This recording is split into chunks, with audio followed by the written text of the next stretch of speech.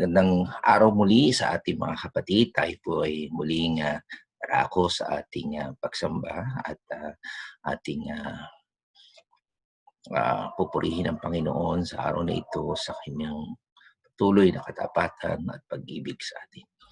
At bago po tayo magpasimula ay tayo po ay lumapit sa Panginoon at hingi ng gabay ng Banal na Espiritu sa ating pagsamba. Aming Diyos, aming Ama, nais ka naming papurihan at dakilain at sambahin ka namin sa Espiritu at katotohanan. Sa kabila ng aming mga limitasyon na pagkikita-kita tuwing araw ng linggo ay hindi mahadlangan ng aming pagsamba, Panginoon, at pagpupuri sa iyong dakilang pangalan. Pangunahan mo po kami sa aming pag-aaral ng iyong mga salita, naway lalo kaming mapalapit sa iyo at maranasan namin ang mga benepisyo ng aming buhay na nakaugnay sa aming Panginoong Jesucristo. Purihin ka, Panginoon, at dakilain sa araw na ito. Ito po ang aming dalangin sa pangalan ni Jesus. Amen.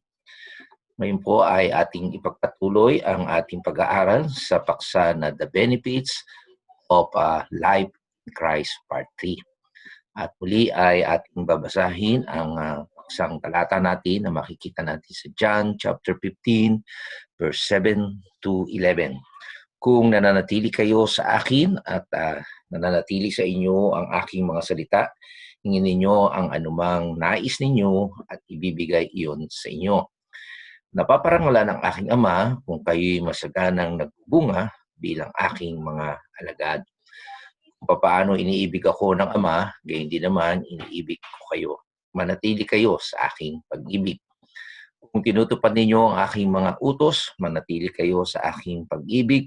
Tulad ko, tinutupad ko ang mga utos ng aking Ama at ako'y nananatili sa kanyang pag-ibig. Sinasabi ko sa inyo ang mga bagay na ito upang mapasa inyo ang kagalakan ko at nang sa gayon malubos ang inyong kagalakan. Palain ng Panginoon ang pagkabasa ng kanyang salita. At kagaya sabi ko sa inyo, nung ating pinag-aralan ito, nung part 1, ang unang bunga o yung benefits of life in Christ ay yung tinatawag na giging mabunga ang ating buhay. Yung secret of living nga po ay tayo ay nagiging fruitful. At nagiging po tayong mabunga kung tayo ay nananatili sa Panginoon. At yung pananatili, ibig sabihin yan ay meron tayong relasyon sa Diyos. Tayo po ay mga believers kung tawagin o mananampalataya. At tinanggap natin ang Panginoon kung tayong personal na ugnayan sa Kanya. Pangalawa, ang ating natalakay ay yung tinatawag na answered prayer. Sabi nga ay kung tayo nananatili sa Panginoon at ang kanyang mga salita ay nananatili sa atin, anuman ang ating hingin, ay diringgin ng Panginoon ang ating mga panalangin. Kaya iyan po ang pangalawa na bunga ng ating relasyon sa Panginoon. At ang pangatlo na ating pag-aaralan ngayon ay yung tinatawag na abundant life. At kaugnay din to ay sasama na rin natin ang tinatawag na full joy, okay? Ganap na kaligayahan.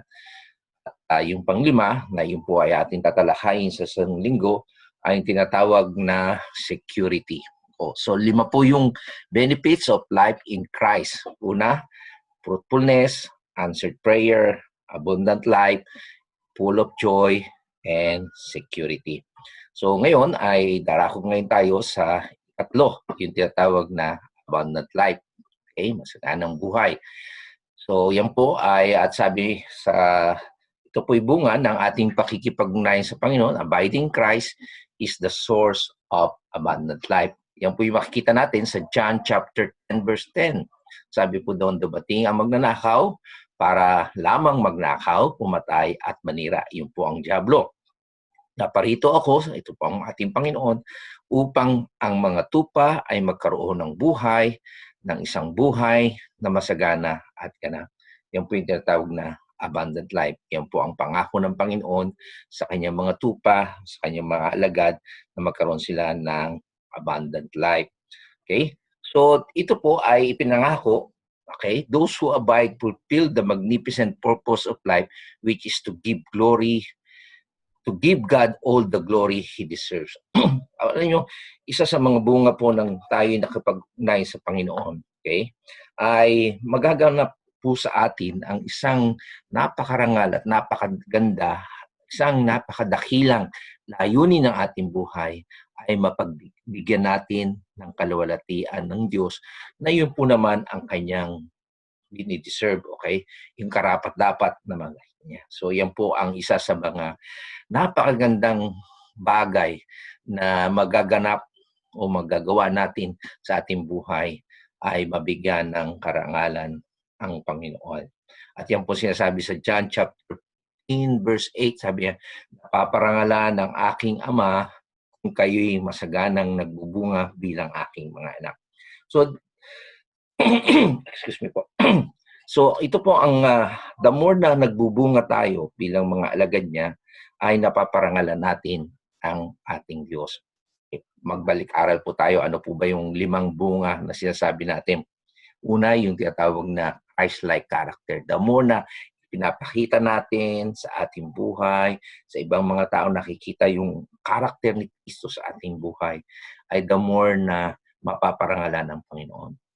Pangalawa, the more na tayo nagpapasalamat, nagpupuri sa Diyos, ay talagang napaparangalan ang ating Ama.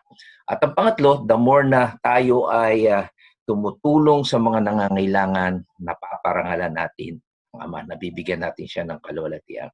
At pang-apat, the more na meron tayong purity, kanda o nagiging holy tayo sa ating buhay, talagang we pursue holiness, ang kabanalan sa ating buhay, napaparangalan ng ating Ama. At ang pang-5 bunga ay tinatawag na converse. The more na meron tayong nahihikayat na magsisi, manampalataya sa Panginoon, magbalik loob sa Panginoon, the more na napaparangalan natin ang ating Ama.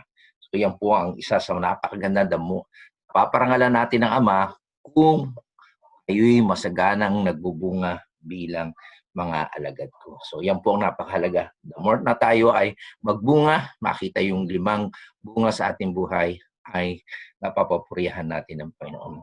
Ito napakaganda sa niya. When a Christians abide, God can work through him to produce much fruit. Okay? Since God produced it, He is the one glorified. Okay?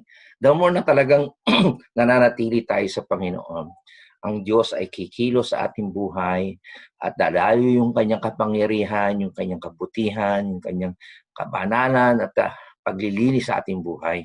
At lalo natin siyang mag-glorify sapagkat siya naman ang talaga ang gumagawa noon. Okay? Kagaya nga sabi sa inyo, sinasabi ng Biblia, hindi tayo magbubunga kung nakahiwalay tayo sa Panginoon. So that's the secret.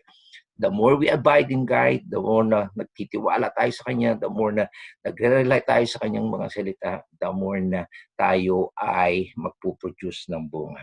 Okay? Yan po ay nakita ni Pablo sa kanyang buhay at na-recognize niya na ang source ng kanyang fruit sa buhay niya na sinasabi niya sa Romans chapter 15 verse 8, sabi niya, wala akong pinangangahasang ipagmalaki kundi ang ginawa ni Kristo upang maakit ang mga hintil na sumunod sa Diyos sa pamamagitan ko, sa pamamagitan ng aking mga salita at gawa. Okay? Wala siyang ipinagmamalaki kundi yung ginawa ni Kristo. Okay?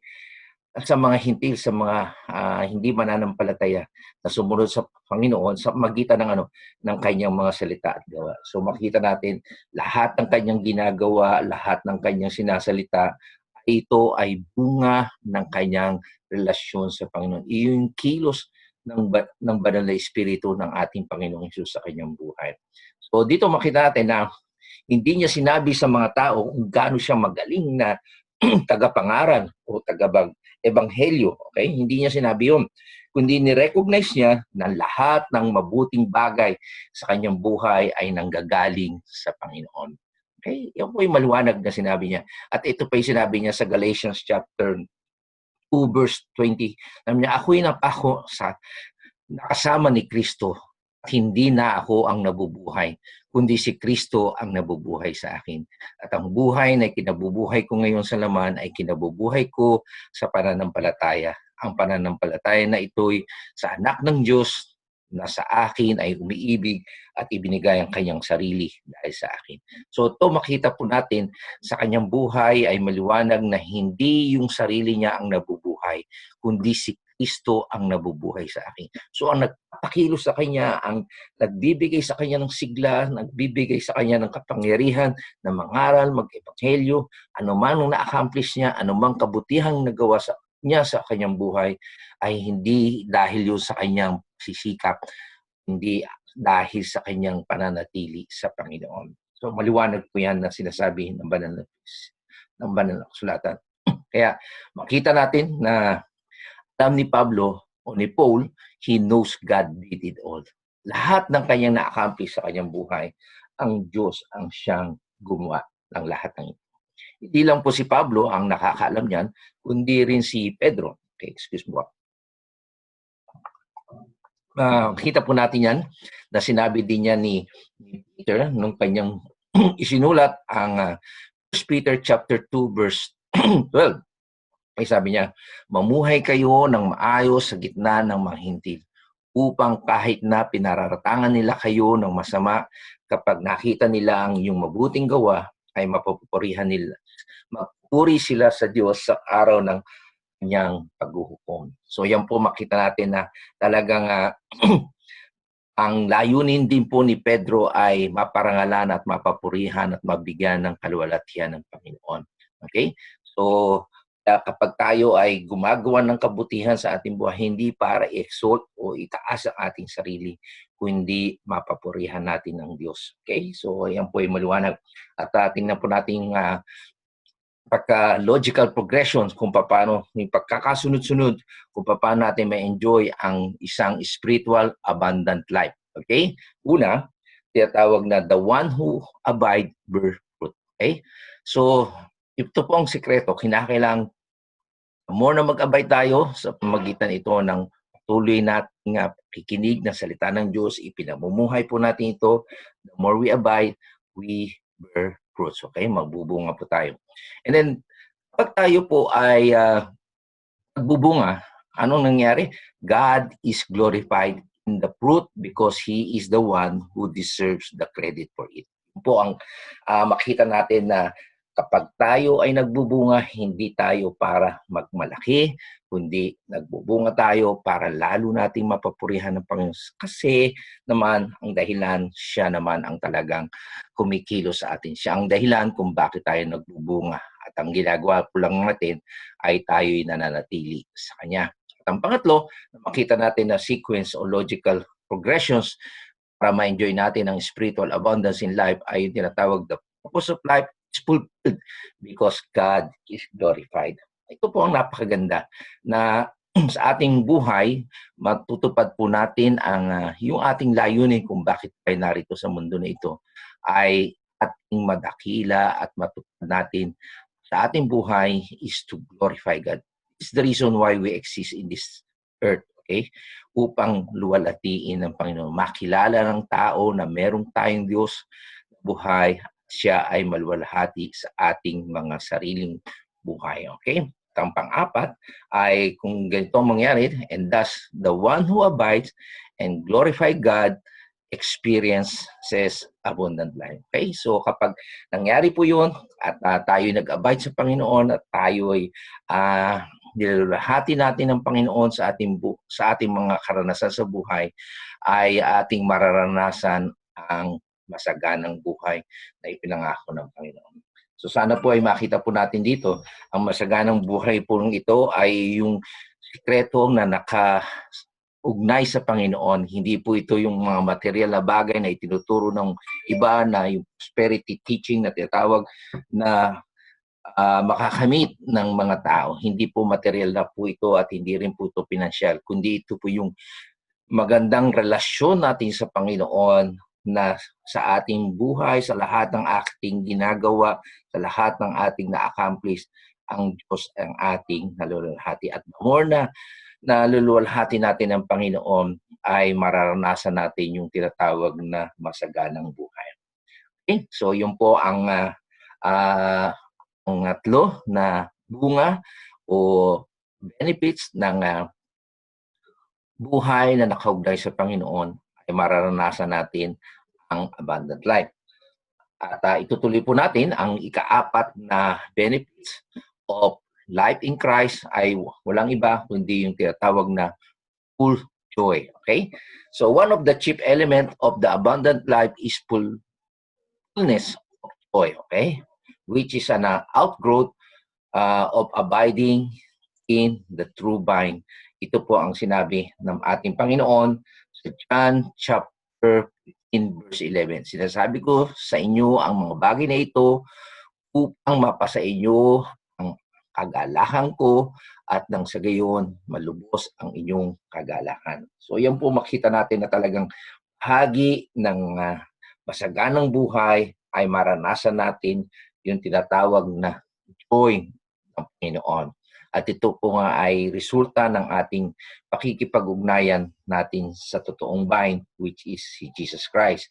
So mapapansin natin na kung habang tayo ay nakaugnay sa Panginoon, the more na nag-glorify natin ng Panginoon, meron tayong masaganang buhay at doon sa ating kasaganaan ng buhay, nararanasan natin, na-experience natin yung kagalakan ng Panginoon. Okay? So, tandaan po natin, ang ibinibigay ng mundo sa atin ay mga pangsamantalang mga bagay. Yung happiness, sabi nga po ay happiness depends on happiness. Kaya ka magiging happy kapag may mga happenings, may mga party o mga gathering. Pero yung joy, ito ay nakasalalay sa Panginoon. Joy depends on Jesus. At dito makita natin na itong sinabi nga ito ng Panginoon ay siya ay nasa upper room at alam niya na ipagkakanulo siya, papahirapan siya at mamamatay siya. Pero sa kabila, alam ko malulungkot sila kapag nawala si Jesus Christ. Pero alam nyo, ito yung sinasabi niya, kapag kayo naging nakaugnay sa akin, mapapasa inyo yung kagalakan. Okay? So yan po yung isa sa mga talagang bahagi ng abundant life ay yung kaligayahan. There's inner joy mula sa Panginoon. Okay? So hindi po yan nakasalalay sa mga material na bagay na alam natin ay pangsamantala lang po.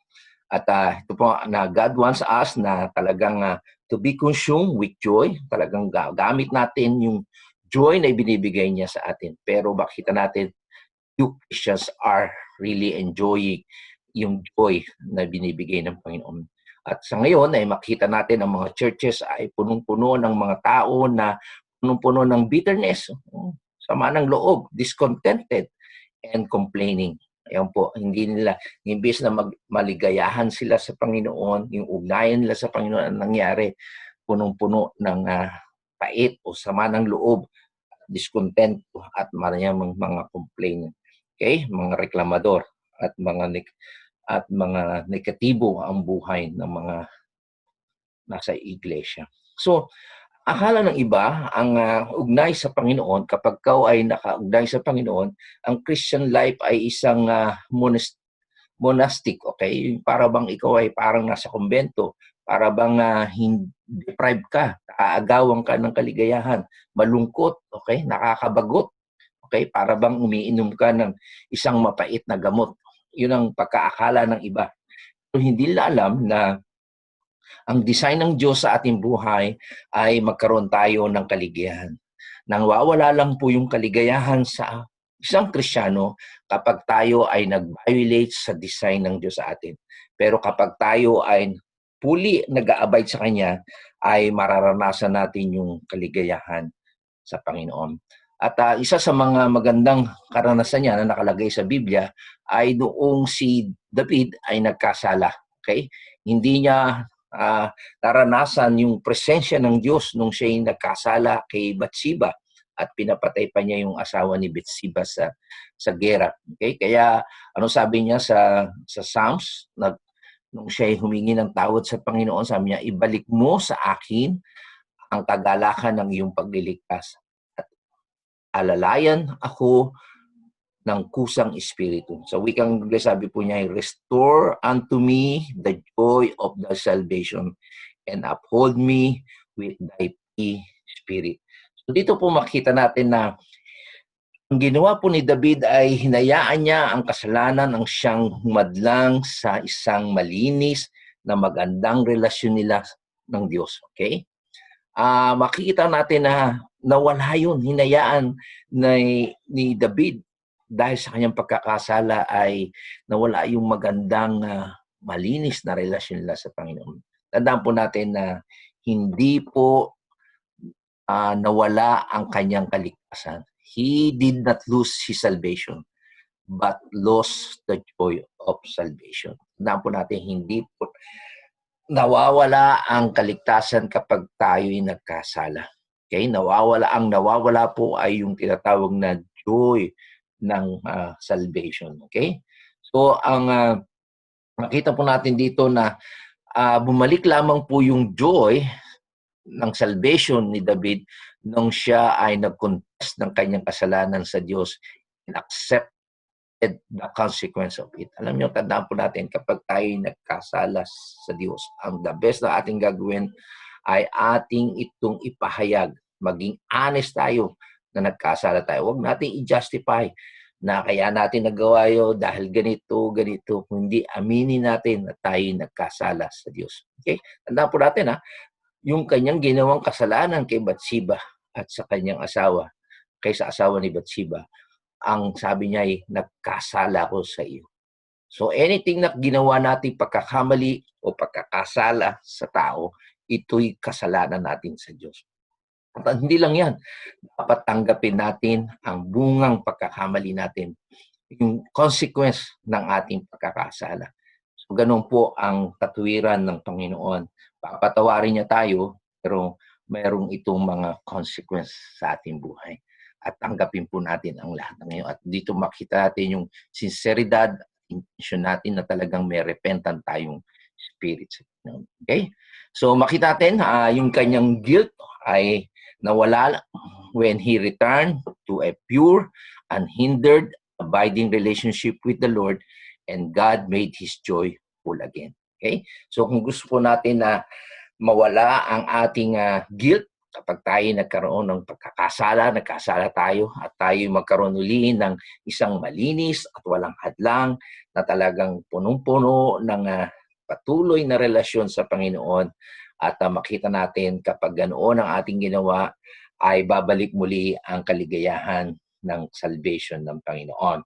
Okay?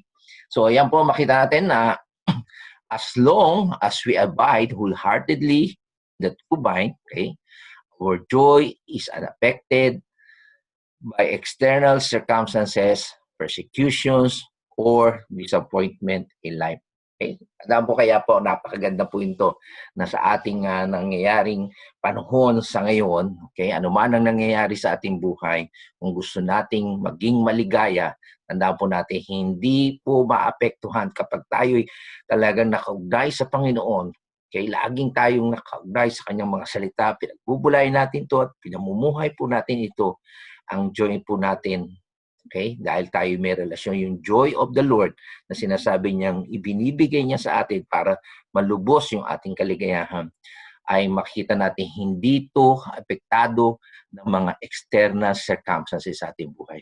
Kahit na po meron nangyari sa ating buhay, kahit may mawala sa ating pamilya, mahal sa buhay, mawalan man na tayo ng trabaho, ano man ang may mga pandemic o virus sa ating paligid, okay? Hindi tayo maapektuhan yan. Kahit nag-uusik tayo sa ating pananampalataya, kahit gumagawa tayo ng kabutihan, pero meron pa rin mga taong gumagawa ng masama o nagsasabi ng negatibo sa atin, hindi mababawasan, hindi maapektuhan ang kaligayahan natin sa Panginoon. Kahit po may mga disappointment tayo sa buhay, hindi man natin nakamit o narating yung mga ating iniasam o yung mga dinadalangin natin, tandaan po natin, hindi ito nakasalalay sa mga panlabas, kundi nakasalalay po ito sa kaligayahan ng Panginoon. Tandaan po natin, makakamit lang natin yung totoong kaligayahan, yung fullness of joy, ay ito ay dahil sa ating ugnayan sa Panginoon. Tandaan po natin, sabi niya, ibinibigay ko ang aking kaligayahan o the joy ng kaligayahan ng Panginoon upang malubos ang ating kaligayahan. Kung sa atin lang manggagaling yung kaligayahan na ito, ay tandaan po natin minsan ito'y nakasalalay sa mga panglabas o mga material na bagay. Kapag may mga bago tayong regalo, may mga bago tayong item. Pero tandaan natin, mapapansin natin, hindi ito naglalas eh. Hindi ito tumatagal. Ilang araw o panahon lang, lumilipas to. Pero kapag ito ay galing sa Panginoon, ano man ang nangyayari, kung pag-iisipan mo ang kanyang mga salita, makikita mo nakasalalay ang kaligayahan mo sa Panginoon, hindi sa mga material na bagay. Okay? So, panghuli, makita natin, we can experience the same constant joy Jesus had. Okay? Kaya sabi sa inyo, because His joy flows through those who abide in Him. Yan po ang sikreto. Okay? Kung gusto po nating maranasan ang constant, okay? Constant siya, ibig sabihin, hindi siya nawawala. Lagi siyang nariyan na yung joy ng Panginoon, ito po'y dadaloy sa atin kapag patuloy po tayong nag-aabide sa Kanya. Ang pag-aabide po natin ay yung meron tayong relasyon sa Panginoon. Mga kapatid, kung wala ka pang relasyon sa Panginoon, hindi pa tinatanggap bilang Panginoon at tagapagligtas sa Kanyang buhay, hindi mo maranasan ang abundant life na binibigay ng Panginoon. At hindi mo maranasan ang fullness of joy. Kaya kung meron pong nakikinig sa atin ngayon, ito po ang panahon na tayo lumapit sa Panginoon, humingi ng patawad sa Panginoon at tanggapin natin siya bilang Panginoon at tagapagligtas ng ating buhay. Ngayon mga kapatid, kung ikaw naman ay isang mananampalataya at meron kang nagawang kasalanan at pagkakamali sa harapan ng Diyos, humingi ka ng tawad, magsisi ka, tanggapin mo yung consequence ng iyong ginawa katulad ni David at ibabalik ng Panginoon ang kanyang kaligayahan sa iyo. Tayo po ay manalangin. Panginoon, salamat sa kapangyarihan ng iyong mga salita. Salamat sa masaganang buhay na ipinangako mo sa mga nananatili, Panginoon, sa iyong mga salita at sa iyong aming relasyon sa iyo, Panginoon. Gayun din, Panginoon, ay humihingi kami ng kapatawaran sa aming mga pagkakamali, pagkakasala sa iyo. Dalangin po namin na patuloy mong linisin, maging dalisay ang aming buhay upang patuloy namin maranasan ang constant joy na binibigay mo sa amin. Kaya salamat po, Panginoon, naway itong mga salita mo'y magbigay sa amin ng comfort, magbigay sa amin ng